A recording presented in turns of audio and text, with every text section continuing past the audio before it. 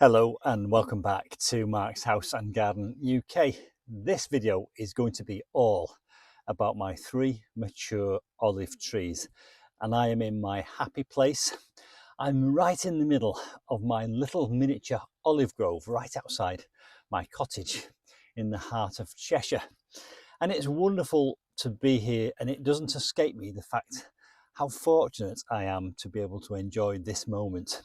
Right, now my olive grove consists of 3 very mature olive trees. I have several other olive trees in my garden which I've pruned into lollipops, but these specimens are very old, probably well over 100 years old. And would you believe it? I bought these from Costco. They were very well priced at Costco, and it meant that I could afford to buy 3 at the time.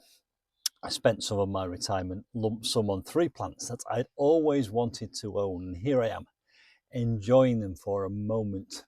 When I bought them from Costco, it was quite an effort getting them back here. I had to recruit a man with a van and a tail lift, and he brought them over. And then in order to plant them, I had to recruit a local farmer who had a tractor with a lift on it, and he lifted them up into the air and lowered them into the holes which I'd prepared.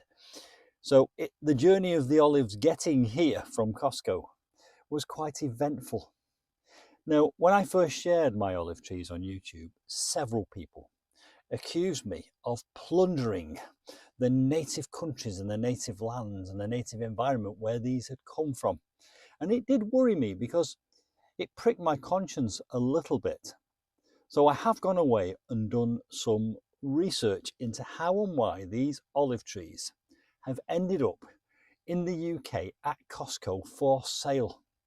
So in this video, I'm going to explain this journey. I'm going to tell you the story. I'll explain how they got from Costco to my house. Indeed, I've already given you a little bit of information about that.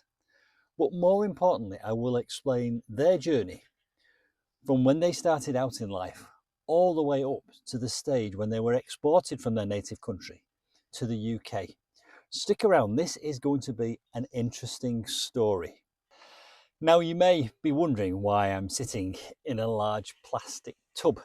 It's not something I do every day of the week. This is one of the tubs that those olive trees were purchased in and which were delivered in, and you can see the size of the root ball because I want to speak about the process of how these are harvested before they come to the UK. It's quite an involved process, and it informs why these end up being quite expensive when they get here. Okay, so let's get started on this journey and tell the story of these olive trees. And when you have heard the story of my olive trees, I hope you will agree the fact that they are here in my garden is an incredibly positive story, and it speaks about renewal and sustainability. These trees have now got a wonderful new life that they might not have had I not bought them. Right, let's get started. Now, just as a side note, I spent £400 on each of these olive trees, which is £1,200 in total, and I know that's an expensive spend. But by the end of this video, I hope you will agree that it's actually great value for money. The first thing I want to talk about is the age of these trees. It is well known that olives can live for thousands of years. There are still living olive trees which are known to be several thousand years old. How old are my specimens? Well, it is estimated that these are at least 120 years old. Think about that for a moment. This tree was around before the Titanic sailed, it was around before antibiotics were discovered, and it was around before any motor car was invented. How long do human beings live? I think there are people on Earth that are still about 120 years old, but not many of them. So this olive tree has already outlived the vast majority of the population of the world. Okay, how do they end up living so long? Well, they are incredibly resilient plants. Let me just tell you a few interesting facts about these. They live in very dry, very parched, very arid lands where it's very, very hot and sunny at day and can be very cold at night. They have very deep roots which can go down for water to the aquifers.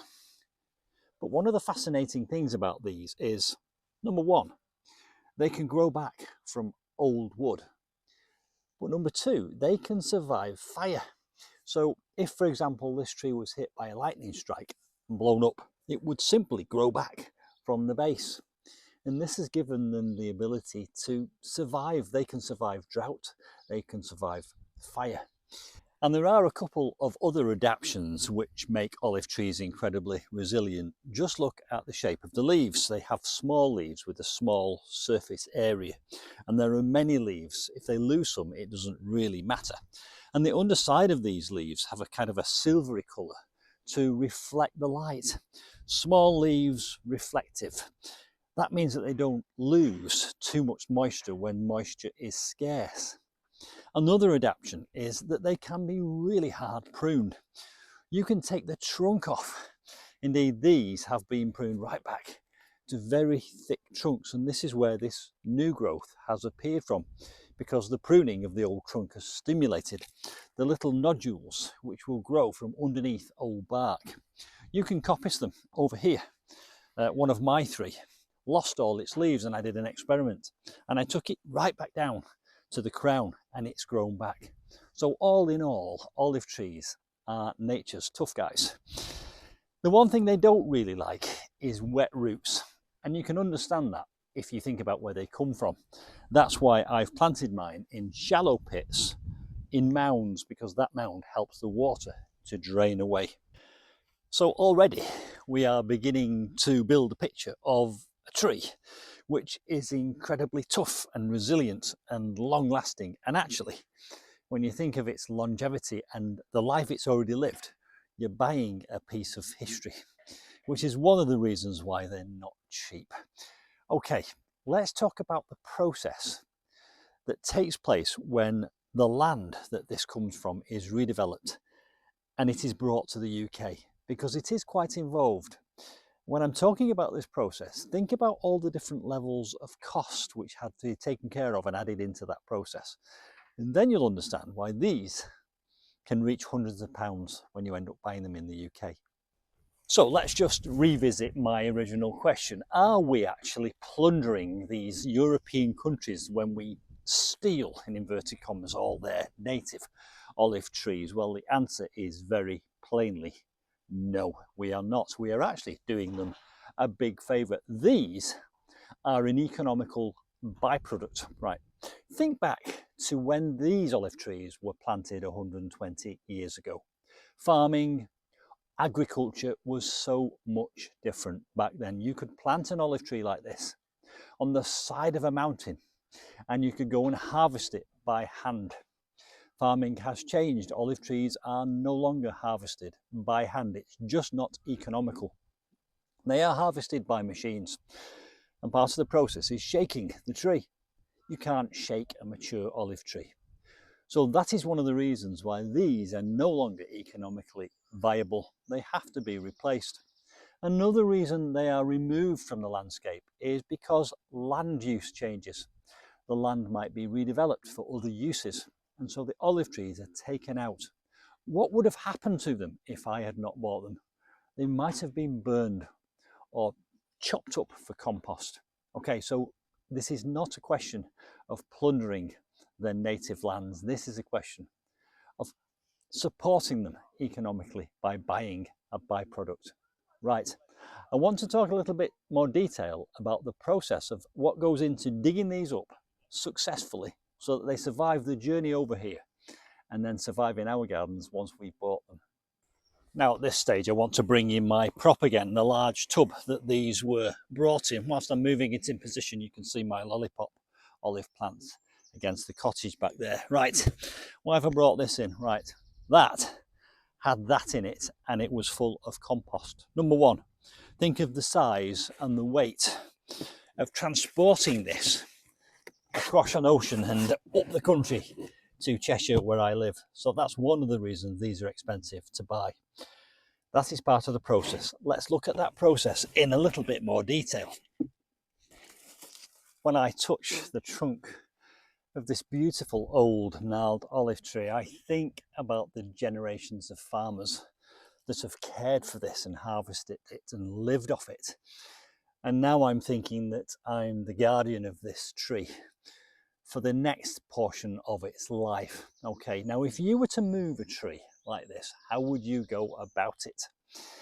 There has to be an element of quality control.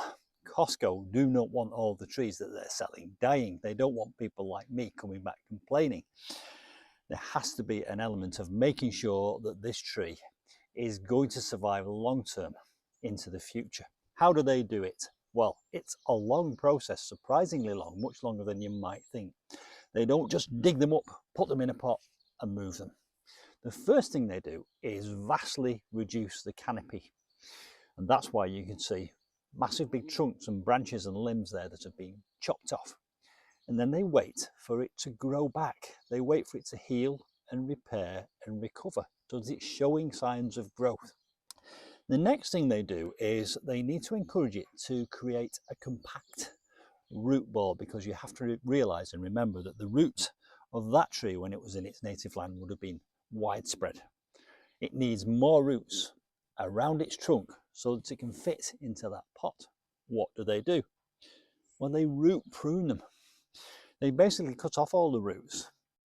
They have a machine that does this, and then they wait for it to grow more roots, carefully watering it, so the pot it comes in has many more roots in it than would have been the case if it had just been dug up.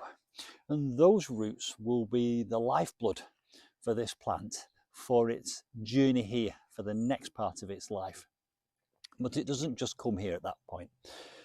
Once it's created new roots, which will take several more months, it is then lifted and put into a big pot.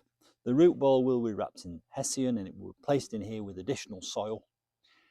Then it is put in a nursery near where it is coming from, where it is carefully monitored, carefully watered, health checked, maintained and brought back to life. So we're already a long extended period of time before it's even left its native country. Imagine all the different parts of that process and the cost.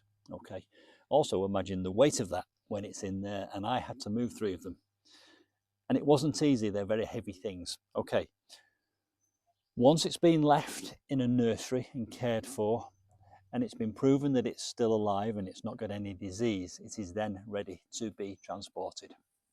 And then of course you can imagine it's put in a container, put on a ship, brought across the sea, unloaded and kept at a port somewhere where it is further inspected. And the tree has to have a plant passport, because there's a lot of biological security concerns to think about when trees like this are moved to another country.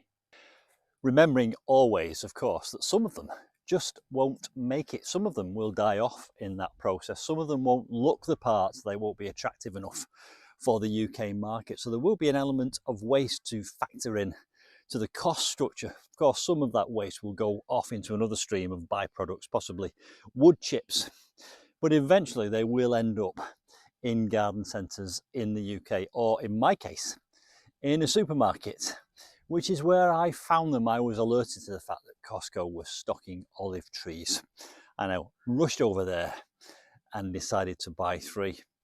And that's where my fun and games started. How do you get them home? Well, I did do a video on how to transport large olive trees, and what I did was I hired a man with a van called Jagger Moves like Jagger. Do you get it? That was his pun. And he brought them over here, then we offloaded them. I dug shallow pits, then I got a farmer in to lift them and drop them into the holes. And as I've already mentioned, mine are not really planted in holes per se. They're planted in shallow, wide pits. And then I've mounded the earth up to them, and I've done that deliberately to aid the drainage.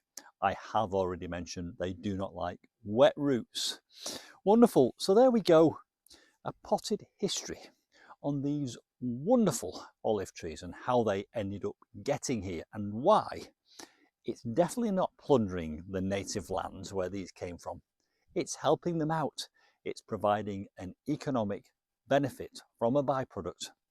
And now we can continue to get cheap olives from the new trees that they've planted in their place. And I'm enjoying them now for the rest of my life. And every time I look at them, I think of the history and the generations of people who've cared for them, and I will continue to care for them in their honour. Hope you've enjoyed that. And if you have, please do subscribe and hit the notifications bell. And don't forget, if you buy things from my Amazon shop, I get a small commission, and it all goes back into my channel. And there are things like horticultural grit, secateurs, and all kinds of other gardening products, and I appreciate your support. Thanks for watching, and I'll see you soon for some more olive tree adventures. Bye for now.